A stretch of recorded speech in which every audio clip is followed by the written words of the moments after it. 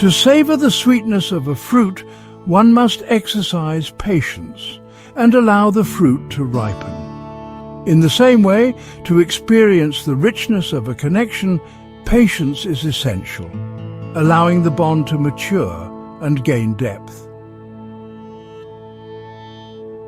When a fruit begins growing on a tree, it may appear beautiful and appealing, but if picked too soon, the taste is bitter. Given a little more time, it may turn sour. Yet, with unwavering patience as time passes, it eventually becomes sweet. Relationships are no different.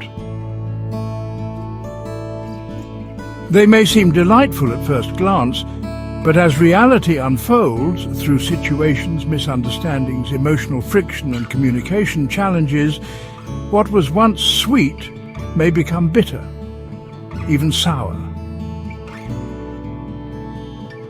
Still, if patience is practiced, with effort, understanding, and a refusal to abandon the journey, something beautiful can emerge. Seeing one another as companions, not competitors.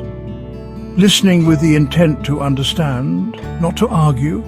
Expressing warmth without withholding. Giving space when needed, and embracing the silence as much as the words. These are what allow the sweetness to return. Slowly, but surely. The psychology of patience, rewiring the brain for connection. Modern psychology confirms what spiritual teachings have always whispered. Patience is not weakness, it is neurological strength.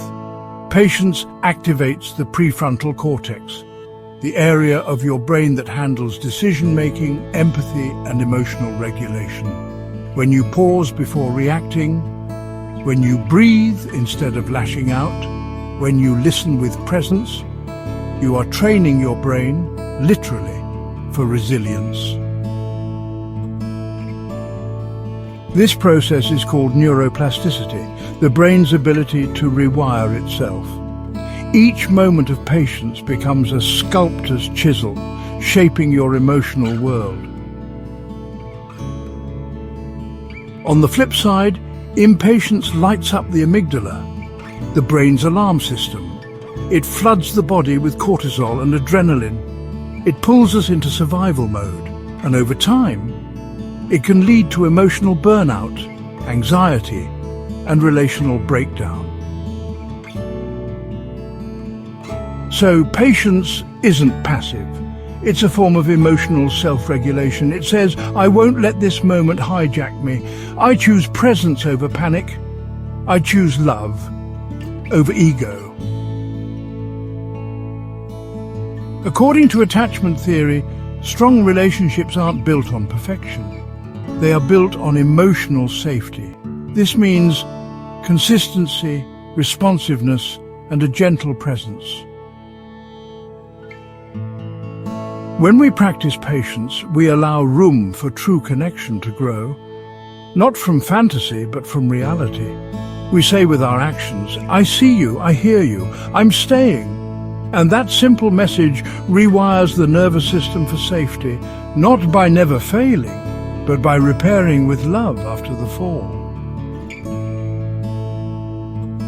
In an age of speed, patience is a form of resistance. We live in a world of swipes and scrolls, of quick exits and shallow hellos, of temporary highs and long-term confusion. But human connection is not a product. It cannot be rushed, packaged, or ordered to your door. It is messy. It is slow. It asks us to stay, not because it's easy, but because it's worth it. Impulse may give you a moment of pleasure, but patience gives you peace.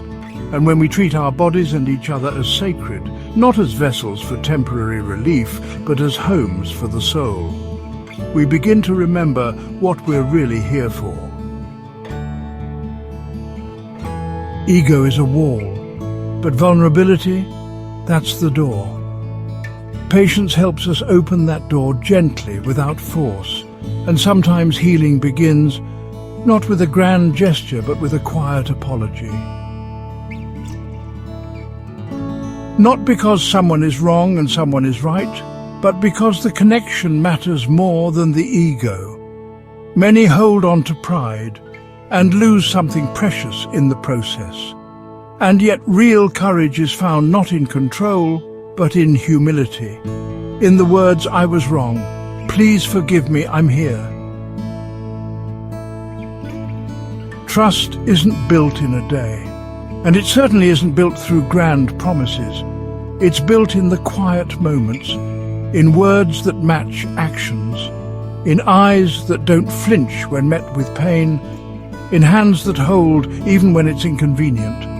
Let your yes be yes and your no, no. Anything beyond this comes from a place that isn't genuine. When we align our behavior with our integrity, trust grows, not as a demand, but as a gift. And in the brain, trust releases oxytocin, the bonding chemical. It lowers stress. It enhances connection. It is medicine for the nervous system. So cultivate patience.